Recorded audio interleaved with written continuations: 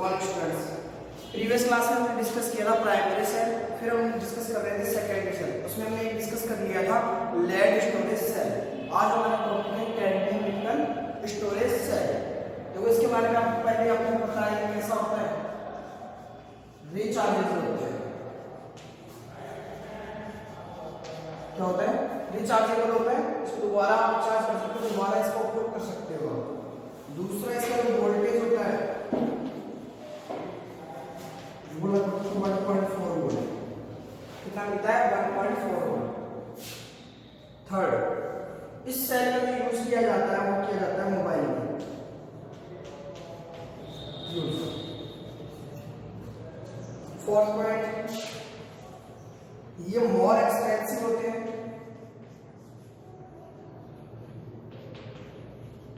Long life होती है इनकी, लॉन्ग लाइफ। और ये एक प्रकार का कैसा सेल है? कैडमियम निकल स्टोरेज सेल। ये हमारा बेसिक सेल है। बेसिक सेल क्या है? Basic cell. देखो इंपॉर्टेंट को समझो। ये तो आप जानते हो, इसमें एक बार डिस्चार्ज करने के बाद आप वापस चार्ज कर सकते हो। वोल्टेज भी आप जानते हो कितना होता है, 1.4 वोल्ट। यूज किया जाता है मोबाइल में। मोर एक्सपेंसिव, जैसे आपने लेड स्टोरेज सेल बनाया था उसकी तुलना में इसको बनाना क्या होता है, बहुत महंगा होता है। इसलिए मोस्टली क्या करते हैं, केमिकल एनर्जी को गैल्वेनिक एनर्जी कन्वर्ट करने के लिए हम गैल्वेनिक सेल यूज कर लेते हैं, न कि कैडमियम निकल स्टोरेज सेल। ये बहुत महंगा होता है। जैसे आप देख पाते हैं, अगर मोबाइल में यूज होता है तो मोबाइल बहुत महंगे आते हैं। और फिर बेसिक सेल है, यहाँ पे जो आप इलेक्ट्रोलाइट सॉल्यूशन लेते हो जिसमें आप इलेक्ट्रोड को डिप करते थे, वो कैसा होगा? बेसिक होगा। क्योंकि हमने उसमें देखा था H2SO4 लिया था, हमने एसिड भी लिया था। आज हम देखेंगे बेसिक सेल। देखिए आगे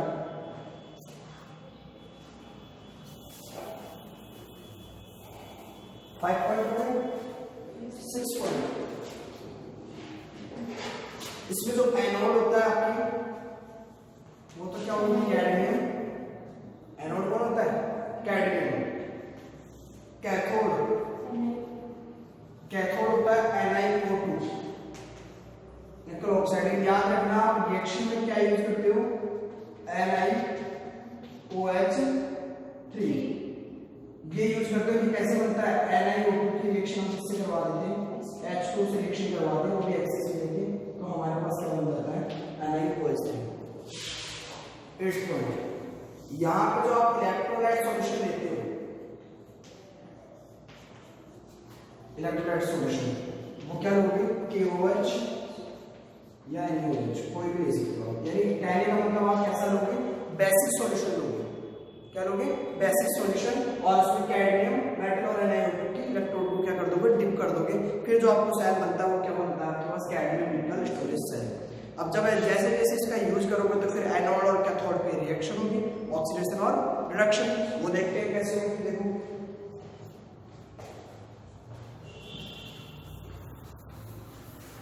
सबसे पहले मैं बात करता हूं एनोड की। आपको पता है एनोड कौन था? हमारा कैडमियम।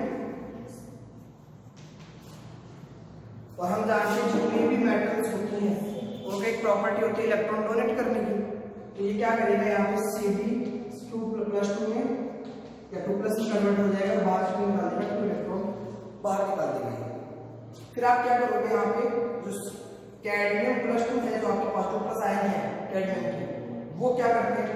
OH नेगेटिव, जो आपने बेसिक सॉल्यूशन किया था उसकी OH नेगेटिव से क्या कर लेते हैं? रिएक्शन कर लेते हैं और आपके पास क्या बनाते हैं?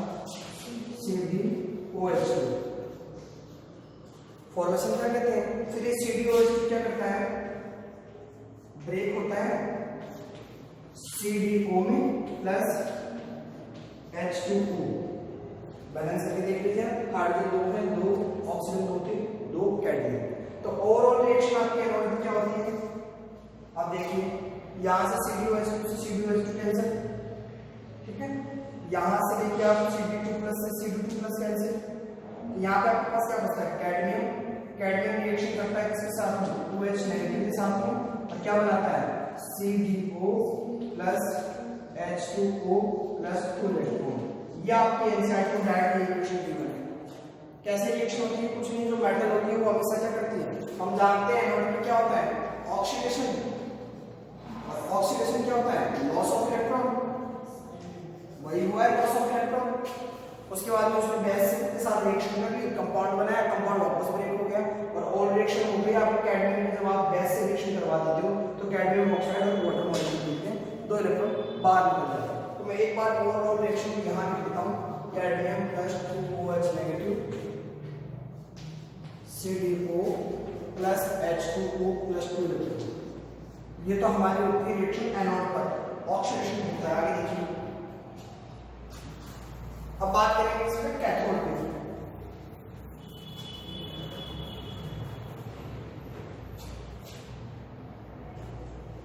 कैथोड, कैथोड वैसे तो हमारा कन्वर्ट करता है NiO को, हम यूज क्या करते हैं NiOH3। ये कन्वर्ट हो जाता है किसमें? NiOH2 में। हम जानते हैं कैथोड पे रिडक्शन होता है, रिडक्शन का मतलब गेन ऑफ इलेक्ट्रॉन। तो इसलिए क्या किए थे? 2 इलेक्ट्रॉन रिमूव किए थे, लॉस किए थे। ये क्या करेगा? 2 इलेक्ट्रॉन गेन कर लेगा और साथ में बाहर क्या निकाल देगा? H2। और ये कैसे फॉर्म में रहेगी? हमेशा H2 फॉर्म में रहेगा, बाकी एक फॉर्म में। तो ये आपकी रिएक्शन कहां हो जाती है? OH। अब यहां देखेंगे तो आप कैसा चार्जेस पे OH नेगेटिव पे 1 माइनस होता है, 3 है तो कितना देगा? -3। जब आप उसको उधर लेके जाएंगे तो क्या आ जाएगा? +3। ये +3 ऑक्सीडेशन स्टेट है। इसकी बात करें तो इसकी ऑक्सीडेशन स्टेट से +2 और decrement of oxidation state is called reduction. हमने कहा था ये ऑक्सीडेशन स्टेट क्या होती है? डिक्रीज होती है, तो उसको भी हमने रिडक्शन कहा था। वहां पे क्या हो रहा था? कैडमियम किसमें कन्वर्ट होता? Cd+2 में। ये तो कन्वर्ट हो रहा था 2+ में, यानी 0 से किसमें जा रहा था? +2 में। या वहां पे इंक्रीमेंट हो रहा था ऑक्सीडेशन स्टेट कैसे? मतलब ऑक्सीडेशन हो रहा था। हम ओवरऑल रिएक्शन की बात कर लेते हैं कि आपके पास एनोड पे रिएक्शन ये थी, कैथोड पे रिएक्शन ये थी ओवरऑल। तो हम क्या देखते हैं? इसकी ओवरऑल रिएक्शन देखते हैं। ओवरऑल रिएक्शन अब देखिए, इधर हमारे पास क्या बचा? कैडमियम प्लस 2OH नेगेटिव और क्या बचा? Plus NiOH3 plus 2 electron anode लगा दिया आपने। इधर क्या बचा हमारे पास? CdO plus H2O plus 2 electron plus NiOH2 plus H2। ये हमारे पास ओवरऑल रिएक्शन आ गई। तो हम देखते हैं कि यहाँ से 2 इलेक्ट्रॉन से 2 इलेक्ट्रॉन कैंसिल आउट हो जाएगा, ठीक है। 2OH नेगेटिव उधर है, 2OH नेगेटिव नहीं है, यहाँ पे कैंसिल हो सकता है? CdO नहीं हो सकता। तो आपके पास ओवरऑल रिएक्शन क्या आ गई? Cd plus 2OH negative plus NiOH3 क्या बनाएगा? CdO प्लस H2O प्लस कितना आ जाएगा? 2H2 प्लस NiOH2 क्या आ गया? NiOH2। आपने पहले वाली रिएक्शन बैलेंस थी, क्या होती है? हाइड्रोजन कितने? 3 2, यहाँ कितने हो गए? 4। आपने ध्यान दीजिए यहाँ पे क्या है? OH नेगेटिव और वो भी कितने? ऑक्सीजन कितने हैं यहाँ पे? 3। ऑक्सीजन कितने हो गए? 2। एक ऑक्सीजन यहाँ पे आ गया OH नेगेटिव। तो यहाँ पे क्या आएगा? OH नेगेटिव H2 लिखा हुआ क्या दोगे? OH negative. अब यहाँ पे देखो OH नेगेटिव था तो ये कैंसिल हो जाएगा, एक बचेगा यहाँ पे, ठीक है। ये हो गया आपकी ओवरऑल रिएक्शन। अब देखिए, ये तो तब कंडीशन है जब आपकी बैटरी क्या हो रही हो?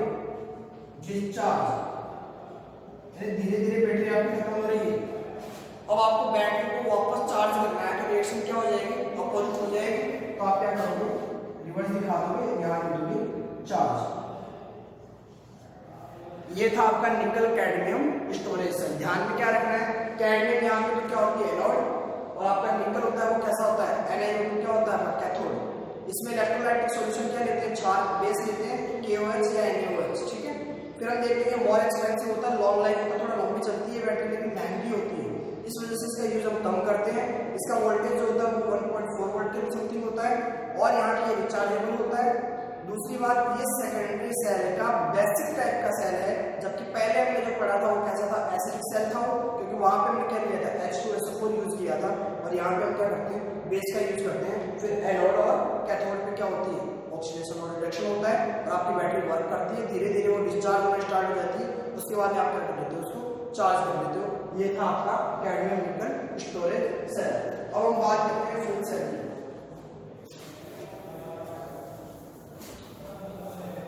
बैलेंस करनी है रिएक्शन में।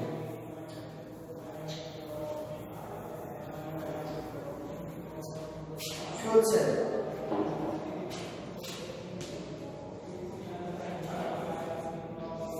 दो नाम से आप जानते हो फ्यूल, जैसे आप कोयला है, लकड़ी है, गैस है, या फिर मैं आपको कहूँ ऑयल है। जब आप उसको जलाते हो तो क्या बनता है आपके पास, जलाने पर वाष्प बनती है, भाप बनेगी।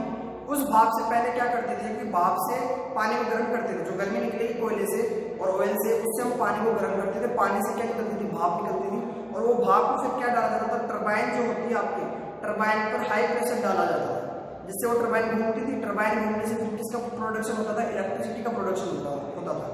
लेकिन वहां पे दिक्कत क्या थी कि वहां पे जैसे कोयले को हम जलाते हैं, बर्न करते हैं, तो उसमें पॉल्यूशन बहुत ज्यादा होता था। तो दिक्कत ये आती थी कि वहां पे पॉल्यूशन होने के कारण हम उसका ज्यादा उपयोग भी नहीं कर सकते थे।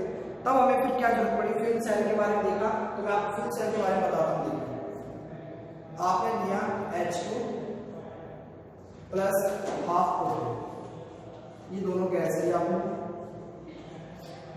अब रिएक्शन करवाते हैं। आपने तमाशा मूवी देखी है, तो मार्स पे जाता है और वहां पे क्या करता है, पानी नहीं होता, वो पानी बनाने का प्रयास करता है। उसके पास हाइड्रोजन और ऑक्सीजन गैस होती है, दोनों को क्या करना चाहता है, दोनों को ऐड करना चाहता है और क्या बनाना चाहता है, H2O। लेकिन इसके साथ एनर्जी बहुत ज्यादा रिलीज होती है। आपको कहते हैं कि यहाँ पे क्या होता है, विस्फोट हो जाता है, या फिर मैं कह दूं डेंजरस कंडीशन होती है, बहुत ही ज्यादा एटम धमाका, बम जैसे पड़ता है वैसे धमाका होता है। पानी नहीं बन पाता, क्या नहीं बन पाता प्रॉपर, यहाँ पे पानी तो बनेगा लेकिन थोड़ी मात्रा में, धमाका इतना तेज होता है कि पानी भी खत्म हो जाता है, जो बना था ना थोड़ी बहुत मात्रा में। तो ये हमारी रिएक्शन होती है, बड़ी डेंजरस रिएक्शन होती है। तो हम इसको डायरेक्ट वे की बजाय इनडायरेक्ट वे करवाने की कोशिश करते हैं, ताकि हम क्या बना सके, वाटर बना सके। उसके लिए हम फ्यूल सेल का यूज करते हैं। एक एग्जांपल देता हूँ फ्यूल सेल का, H2O2 फ्यूल सेल, उसके बारे में पढ़ेंगे। पहला एग्जांपल ले लेते हैं, H2O2 fuel cell, fuel cell H2O2 fuel cell. अब देखिए इसका डायग्राम कैसे बनाते हैं।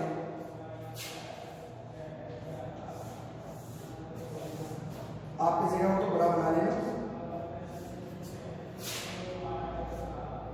यहां से आप क्या करते हो, ऑक्सीजन गैस डालते हो उसके अंदर, और यहां से क्या करते हो, हाइड्रोजन गैस डालते हो, और यहां से आपका लिक्विड होता है, बाहर क्या निकलता है, H2O वाष्पीभूत बाहर निकलता है। ठीक है, यहाँ पे कार्बन के ऊपर आपकी क्या होती है, प्लेटिनम की वायरिंग होती है।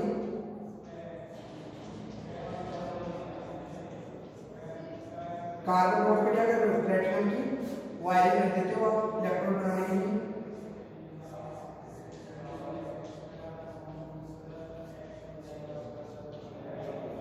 और बीच में आप क्या देते हो, इलेक्ट्रोलाइटिक सॉल्यूशन,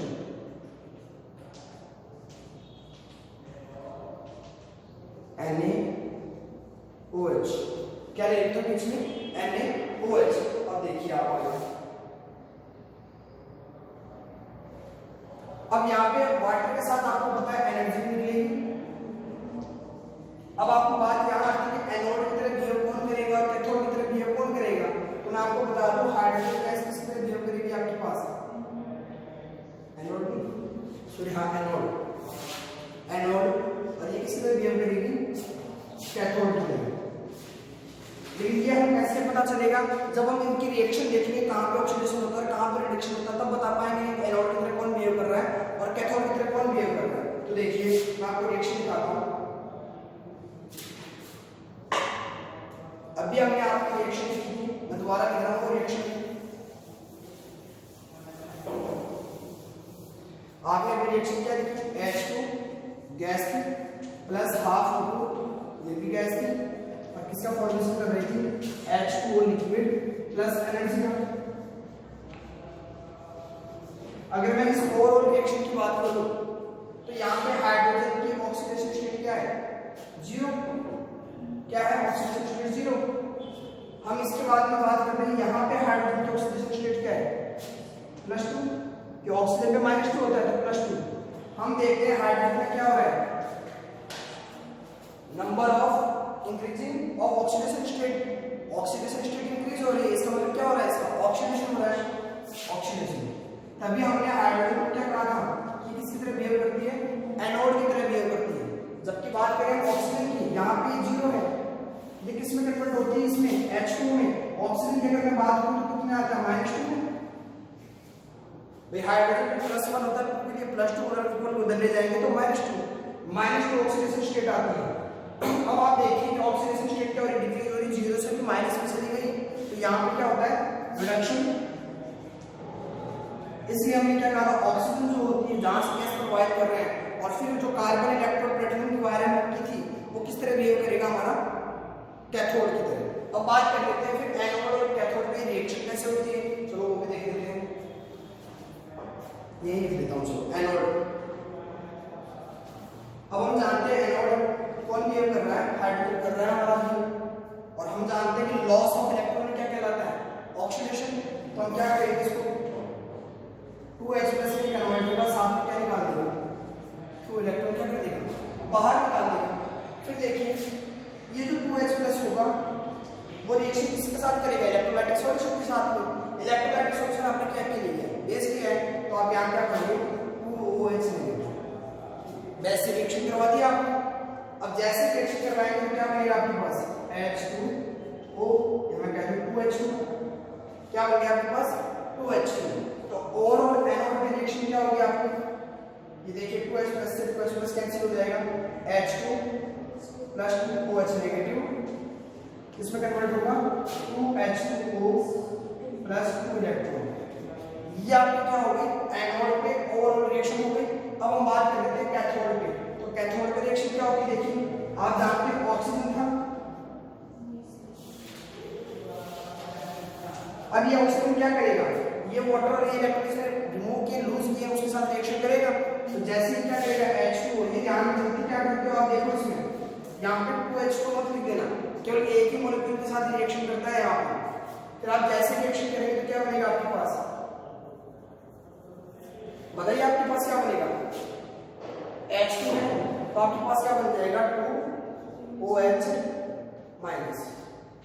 बन गया आपके पास 2OH-। देखो यहाँ पे H2 था, एक O यहाँ से आ गया, यानी OH 2 हो गए, 2 इलेक्ट्रॉन थे तो माइनस आ गया 2OH-। In overall reaction cathode पे क्या हो गई, ये हो गई। अब मैं फाइनल रिएक्शन की बात कर देता हूँ, जो कंप्लीट सेल रिएक्शन होती है वो देखिए।